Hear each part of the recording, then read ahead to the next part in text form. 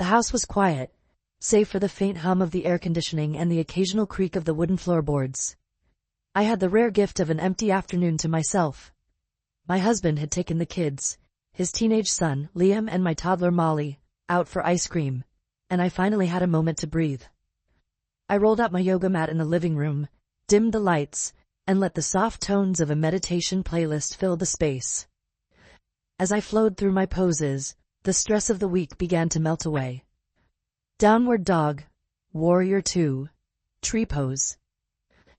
I moved mindfully, focusing on my breath, completely absorbed in the rhythm of my body and the serenity of the moment.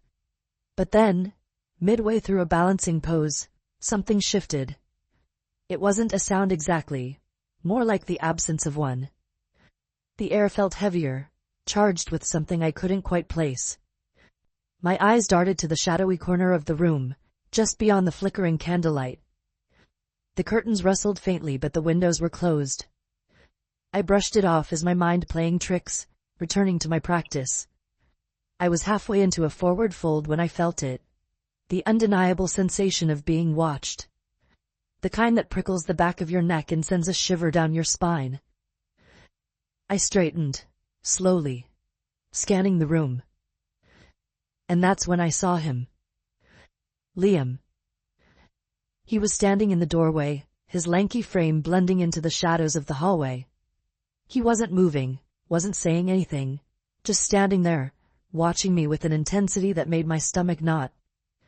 Liam, I said, my voice sharper than I intended. You scared me. How long have you been standing there? He didn't answer right away. His blue eyes, so much like his father's, stared at me with an unreadable expression. It wasn't anger or embarrassment. It was something else. I thought you were out with your dad, I pressed, feeling the tension rise in the room. He shrugged, stepping further into the light. I came back, forgot my phone.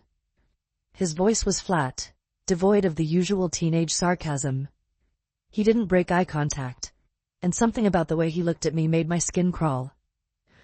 I wrapped my arms around myself, suddenly feeling exposed in my fitted yoga clothes.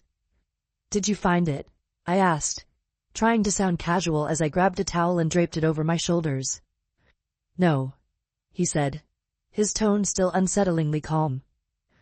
I heard you in here. Didn't want to interrupt. You should have said something, I replied, forcing a smile. You really startled me. Sorry, he said, though he didn't sound sorry at all. The silence that followed was suffocating. I could hear the faint ticking of the clock on the wall, each second stretching into an eternity. Well, I said, clapping my hands together, your dad and Molly will be back soon, so you should grab your phone and head out before they realize you're missing. He tilted his head slightly, a small, almost imperceptible smile playing on his lips.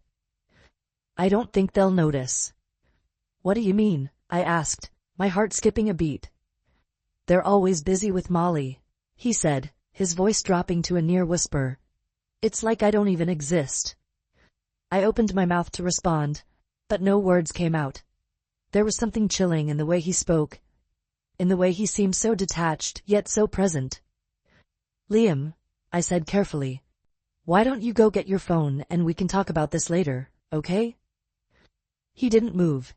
Instead, he took another step toward me, his gaze never leaving mine. Do you like me? The question caught me completely off guard. Of course I do, I said quickly, my voice trembling. You're my stepson. I care about you. That's not what I meant, he said, his lips curving into that strange smile again. The room felt colder, the shadows deeper. My pulse was pounding in my ears and I suddenly realized how isolated we were. Liam, I said, my voice firm now. This conversation is over. Go upstairs, now. For a moment he just stood there, as if deciding whether or not to listen. Then slowly he turned and walked back into the hallway, disappearing into the shadows. I exhaled, realizing I'd been holding my breath. My hands were trembling as I grabbed my phone and texted my husband. When are you coming back? He replied almost instantly, We're still at the ice cream place. Liam's with us. Why? My stomach dropped. What? I texted back, my fingers shaking. He's here. I just saw him. There was a long pause before his response came through. That's not possible. I stared at the screen, the words blurring as my mind raced. A creak from upstairs snapped me back to reality. Slowly I turned toward the staircase where the faint sound of footsteps echoed down the hall. Liam? I called, my voice barely above a whisper. No answer. I backed away toward the door, my heart hammering in my chest. Gripping my phone tightly, I dialed my husband's number, my eyes never leaving the darkened hallway. Hello? He answered, his voice calm and unsuspecting. Liam is here, I whispered, my voice trembling. I saw him. I don't know who you saw, he said, his tone suddenly serious. But Liam has been with me this whole time. The call dropped, and then from the top of the stairs came a low, almost playful laugh.